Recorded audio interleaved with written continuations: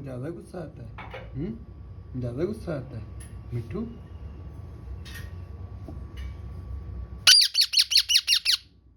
चलो जीभ दिखाओ, अपनी जीभ दिखाओ, जीभ दिखाओ।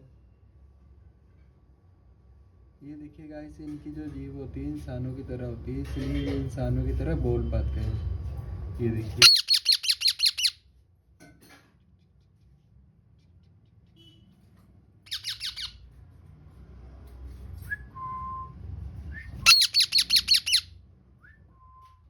आज ये गुस्से में है इसलिए ये बोल नहीं पा रहा है।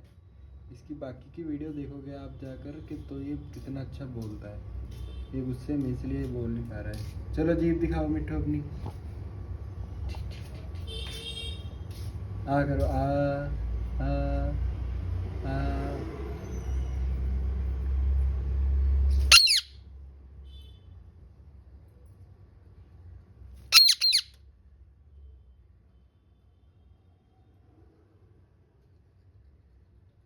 तेरे को ज़्यादा गुस्सा आने लग गया ना मिट्ठू आजकल, है ना?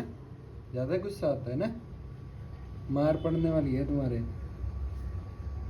जीभ दिखाओ, आ करो। तुम्हें क्या हुआ? तुम्हें भी गुस्सा आ रहा है? तुम भी दिखाओ अपनी जीभ, जीभ दिखाओ।